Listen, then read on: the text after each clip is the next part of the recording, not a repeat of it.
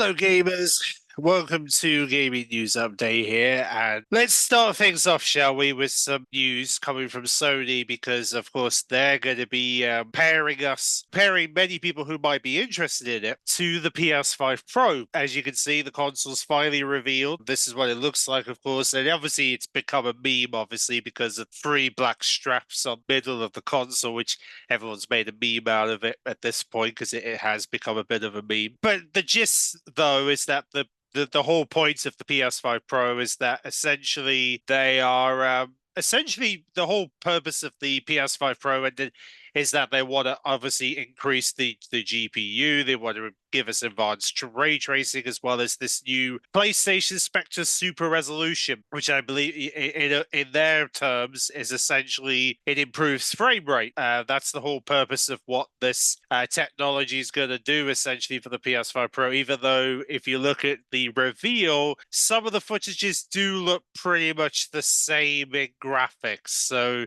it's been a bit of a question mark whether there has been any real improvements or not. I mean, I guess we'll have to wait and see when the media gets their hands on this hardware. We'll see if there's actually any real difference between the graphics. I mean, there hasn't really been any difference so far, but we'll find out when the media gets their hands on this. And for those who are interested in getting their hands on this, it will be coming out on the 7th of November. So it's going to be in the first week of November. And they've recently updated some news about the pre-orders because of course, the pre-orders are going to begin on the 26th of September. So that's next week, next Friday or the end of next week. But the downside is that it's only going to be available for 2 weeks through when it comes to pre-orders through PlayStation Direct. So that's the downside, is that for the first 2 weeks of the pre-orders, they're going to only offer it through PlayStation Direct, which means PlayStation Direct will be the only place you're going to be able to pre-order this hardware if you want to get your hands on a PS5 Pro, that is. And then from the 10th of October, all the other retailers will accept pre-orders. So especially retailers in the UK, such as Amazon, Game, Very, etc.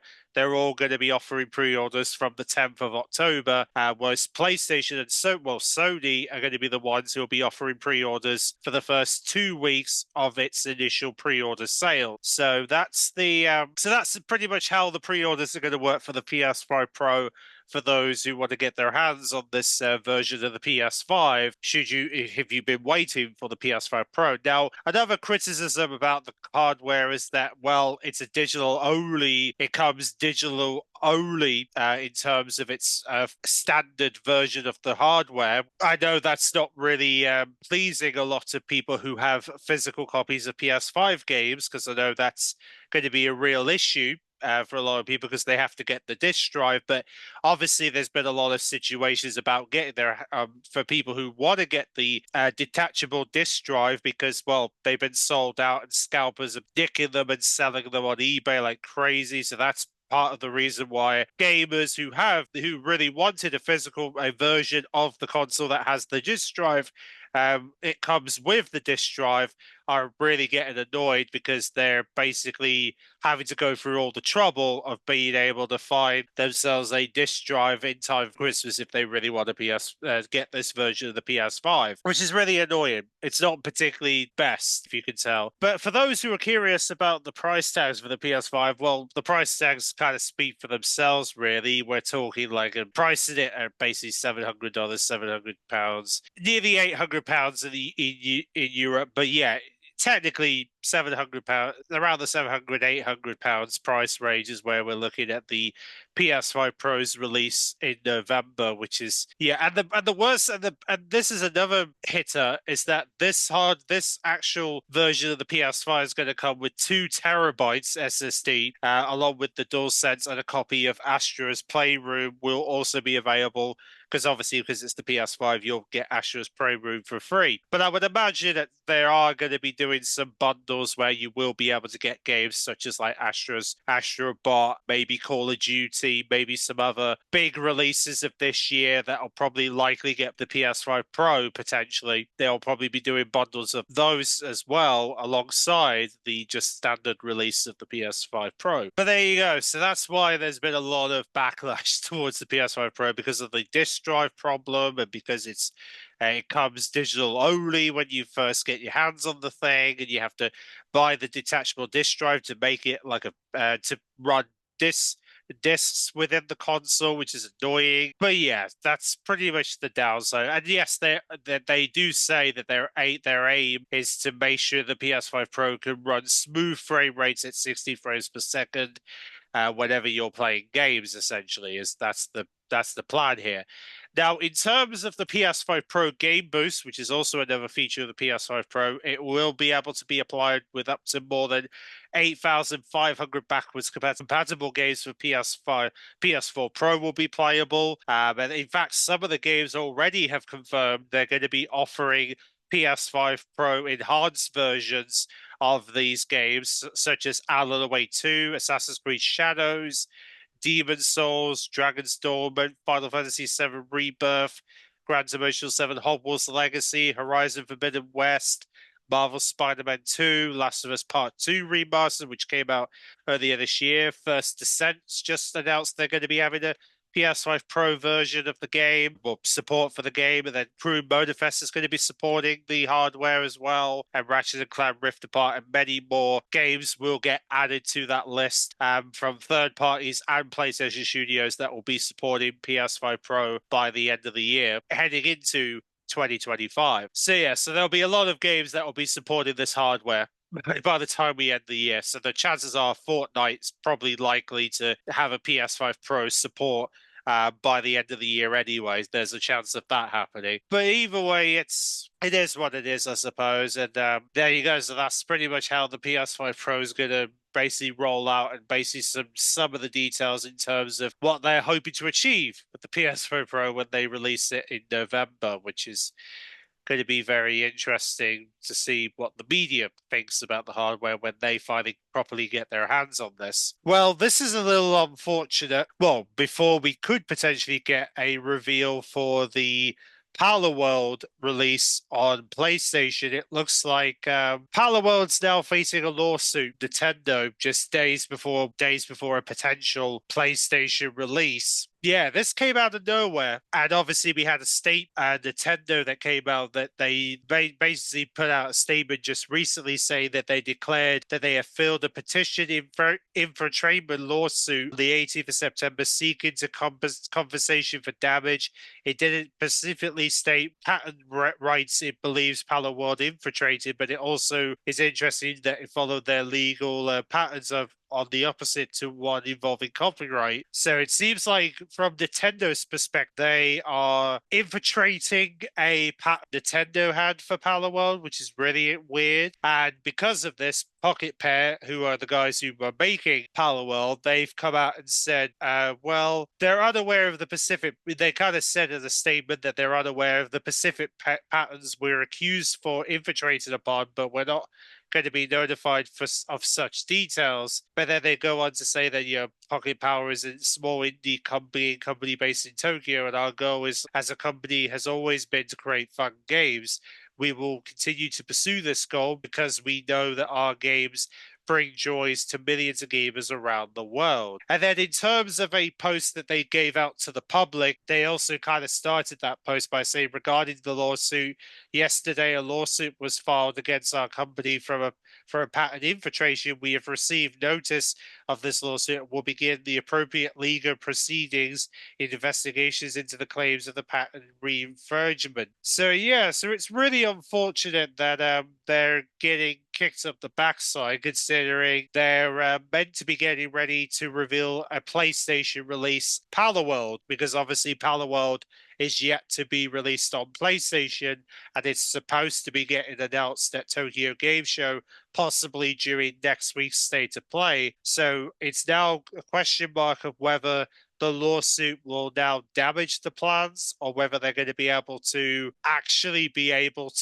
continue with the announcement for World. We'll have to see. But Sony Music has been somewhat fighting heavily to heavily invest into Palworld, because obviously the guys behind Sony Music want to invest in Palworld, and the company already announced earlier summer it's Palworld Entertainment, a new division in compensation of the Pokemon company. So yeah, it'll be interesting to see how Sony are going to squash this lawsuit from Nintendo. But we'll see. We'll see if they'll be able to overcome this so that Palworld can at least release on PlayStation for those who want to play this on PlayStation. Fingers crossed the announcement will be able to go ahead next week. We'll see. But yeah, it's just really unfortunate that that had to happen at the worst time, considering next week is when the announcement is meant to happen for Palworld's PlayStation release, potentially, or when we might be getting the news about the PlayStation release of Palworld. On top of that, there's also a PlayStation Plus sale currently on the PlayStation Store, where a couple of games are on, quite a bunch of games are on sale, PS4, PS5, and DLCs. So if you're a PlayStation Plus member, you can take advantage of the Player to the Discount sale, where there's going to be some exclusive deals for specifically for PlayStation Plus members who want to benefit from that. Be sure to do so. Minecraft is also going to be dropping PlayStation VR support early next year, and this comes just before the PS5 release of Minecraft is due to release at some in the coming months. So it's very interesting that VR, the PlayStation VR 1 support's now dropping. That's very interesting. And then on top of that, we got a piece of concept art for Battlefield, because yes, we had our first little concept art for the new Battlefield game, which is being worked on, the new Battlefield that they're currently working on. A lot of fans are quickly negating the real world location, despite it in the war-torn scene. And a lot of people believe that the location that they're highlighting is Gladiator. It's basically a country in Europe, a European city under siege, which is pretty interesting. So they're saying that, you know, they believe that the location that they're featuring is essentially a bridge between Europe and Africa. Very interesting, and it makes sense considering the time window that they're basing it around, because of like some history that happened there. That's kind of what infiltrated the idea that maybe there's an 80% chance it's going to be taking place in a bridge between Europe and Africa. We'll see if that theory holds true. But the new Battlefield comes out, I'm sure we'll find out for ourselves when the game officially releases within the next year or so. We'll have to wait and see how soon it will be when we'll get our next Battlefield fit. Hopefully it won't be too long though, next Battlefield. I would imagine next year is looking likely to be when we'll see what's next for Battlefield. On top of this, we did get some details about Bungie's Marathon game, which there are a lot of people that are wondering why have they been so silent about it. Well, some new details have come out. Paul Tassi and Forbes, who basically wrote an article discussing about Marathon and what the hell's going on with it. Apparently, the plan is, at this time, in terms of how Marathon's going to be shaping up, they are planning to price the game at $40, £40, $40, or roughly the £30 in the UK, if that makes much better translation in terms of price tag. The reason being is because of the finals. Because of the finals set the world on fire as a free-to-play game, and because Helldivers became such a hit at the same price, which is also a big thing, and also because of the implosion of Concord that's now forced them not to go down the free-to-play path now. It makes sense why they would obviously try to avoid the free-to-play. They didn't want to go down the free-to-play market because of the Helldivers 2, because of how successful that was earlier this year. In terms of when we're going to hear about Marathon, apparently we're not going to be hearing anything until basically spring next year, because Paul Tassi was told from a Bungie insider that essentially Marathon's not going to be showcased until at least 2025, and it's probably likely to be a video introducing Joe Sigler as the new lead Marathon, who's now joined the company recently, to clear up some misconcepting taken on the routes. Because obviously an interesting thing to note is that Marathon is not going to be a traditional hero shooter like Overwatch, being more described closer to Apex Legends rather than Overwatch, which I am still very crazy about the idea of Marathon, to be fair. I mean, I'm still not overly keen to want to try Marathon at this point. I mean, I'm kind of still on the fence of not wanting to play it, but they do say that they're going to offer more customizations. It's going to remain extraction shooter at heart. The gears and guns acquired during the run can be meaningful, but fully further customized. The hero concept has been brought to the front by the now previously fired Sam Barrett.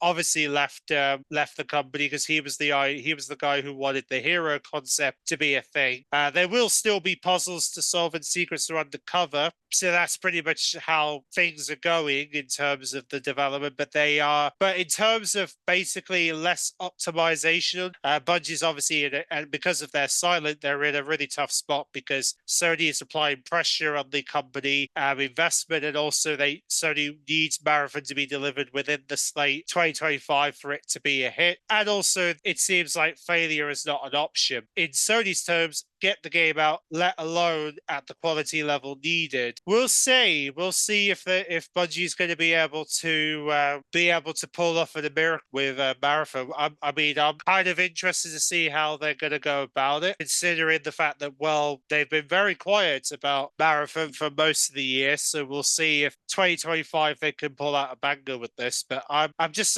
not really, you're not wanting to check it out. It's not my cup of tea. Marathon is the thing. I mean, sure, Apex and stuff, but I don't know if Marathon's going to fit my vibe. That's the thing, because I mean, I'm so invested in I've been so excited to play Fortnite, and then obviously Black Ops 6 is coming, and there's going to be GTA 6 next year. So it's almost I mean, I might give it a shot. I don't know if I'm going to stick around for the long haul, but we'll see. Do some good, I suppose. I mean, it is Marathon end of the day, so we'll see what happens, because it's early days at the moment. We don't know if this game's going to be able to pull off a miracle, but we'll see what happens. I mean, it's early days still, but I like to be hopeful that maybe some miracle can come out of it. On top of that, Space Marine 2 has received a new update where they're obviously in the recent Q&A they say that the bots have been buffed, multiplayer's balanced, and they're adding survey capabilities inbound. So the surveys are going to be able to going to grow the survey so they with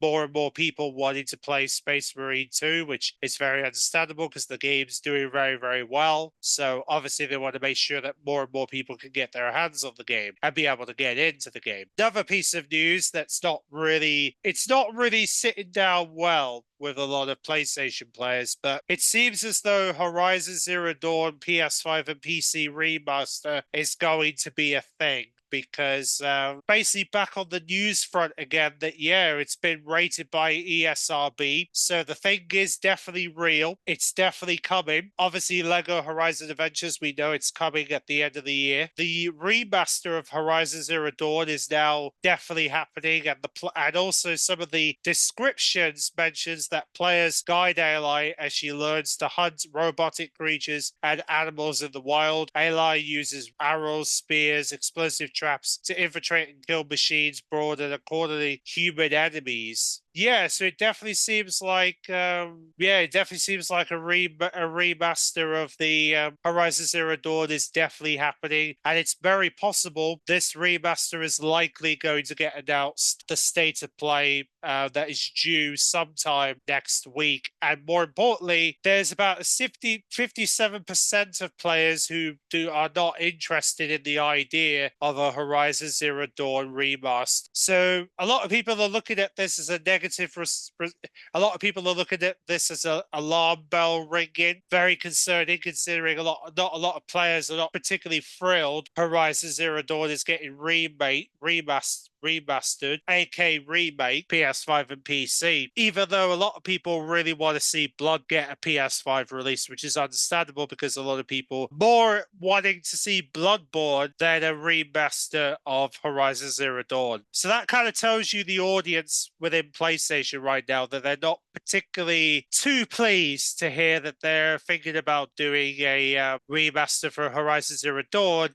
and not really acknowledging the fact that next year is going to be Bloodborne's 10th anniversary, and they were all hoping Bourne was going to get some sort of a remake PS5 by now. Doesn't look like that's happening, considering, nothing's been heard about. There's been nothing announced in regards to plans for Bloodborne's 10th anniversary, so we don't know what's happening. We have no clue. It's been up in the air at this point of what's going to happen. So yeah, not particularly great. Things are not that the community is not particularly thrilled by the idea of Horizon Zero Dawn getting remastered rather than a Bloodborne remake that people want to see. As well as that, the final chapter of Star Wars Jedi series is now in development. It's going to be the last one of the series, so that's being worked on by Respawn, so we'll have that to look forward to in the coming years, which is going to be good to know that we'll have another Star Wars Jedi game to look forward to.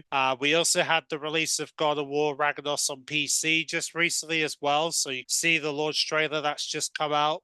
We had a new promotion from Sony that says it's time to play. Not sure what this means, but there you go. Sony's now telling us it's time to play now, apparently. There you go. And also, you might find this a bit, especially if you're playing Final Fantasy 16. Apparently, the game is apparently suffering with unexpected bugs because of a recent system update for PS5 that's now caused Final Fantasy 16 to be broke. So because of that, Square Enix have said that they are, they're saying at the moment in terms of the response they said in the recent PS5 system update, there have been reports of crashes and graphics issues with the PS5 version of Final Fantasy 16. We're currently checking the situation with Sony Interactive Entertainment. We apologize if any convenience caused. Please wait for further updates. So yes, they're currently in conversation with Sony right now to figure out what the hell's going on regarding Final Fantasy 16. So hopefully they'll get to the bottom of it. Fingers crossed. So so if you have been having issues, it's most likely because of Sony. We also found out some big news about Skater, the Skater reboot. It's now confirmed that it will be launching in early access next year. They'll be sharing more details in the coming months. So we now know Skater will officially launch on PS4, PS5, as well as Xbox consoles and PC in an early access release early next year. We'll have that to look forward to sometime in 2025. An early access Skater release will happen, and then you'll be able to play the Skater game in early access, which is going to be good. So so that's really cool that we're going to have an early access release of Skater PS on PlayStation, Xbox, and so all that to look forward to 2025, which is going to be really, really cool. So that's some cool news coming out. The makers of Skater wanted to put that information out there. In terms of Xbox, however, there is also some issues happening on Xbox. The fact that the captures on Xbox have been pledging the community since April. Since the April console update, players want actions in terms of how they basically want to see an overhaul on the game's capture system. Some teething problems with the new system. Seems like a lot of folks have been having much bigger problems with game captures than we expected. Some have mentioned there have been errors when it comes to capturing and storing content on Xbox. Since the April update, some have said they haven't been able to save screenshots or clips on a regular basis. So I'm hoping that, let's be hopeful that Xbox will listen to the feedback and hopefully they'll sort this out in a upcoming console update. Hopefully we'll know what's happening. Frostpunk 2 is going to be coming out next year for Xbox with a PC version that's just debuted. So it's going to be day one on PC Game Pass and on Xbox in 2025. So Frostpunk 2 joins Xbox next year. So you can have that to look forward to the Xbox system. And then we also have a new there's a game that's being labeled as true survival horror called Penumbra that's going to be getting a release on Friday on Xbox, and it's being considered one of the scariest physiological horrors in years. So this game's getting a lot of attention when it finally releases on the 20th of September, and you can obviously play it then. And it's also going to have it's also got physical PS5 versions now available to pre-order, and you can wishlist it as well. So it comes out in just it comes out tomorrow, funny enough, if you want to play on the Xbox Store It's listed for Series X and S, and it's even. Yeah, so it's getting a lot of praise in terms of people who have been trying out the game recently. It's been getting a lot of praise. So yeah, this game is certainly going to get a lot of in the coming weeks for sure. There's also a big lineup of free play days. 10 games are going to be free to play, and some of those games include Crime Boss Rocker City, Control, Ghost Runner 2, Stray Blade, to name some of the games that are going to be free all the way up to Sunday. So you can check those out on Xbox if you want to play any of those games and all the other games that are free to play on Xbox this weekend. So yeah, and also classic Call of Duty is now leading the backwards compatibility sales, because you'll be pleased to know that Call of Duty 2, Call of Duty 3, Black Ops 1, Black Ops 2, Modern Warfare 2, 3, and World at War all on sale right now if you want to take advantage of the getting your hands on any of those classic Call of Duties. They're now available at the Xbox Store if you want to relive any classic Call of Duties from the past, which is really, really cool. So that's some really good news that we're getting some classic COD now on sale on Xbox. So that's really great to hear. In the meantime, however, thanks for watching, and I'll hopefully we'll have some news about Palo World on PlayStation. If they're able to fight off this lawsuit so they can release the PlayStation version. But until then, catch you on the next one.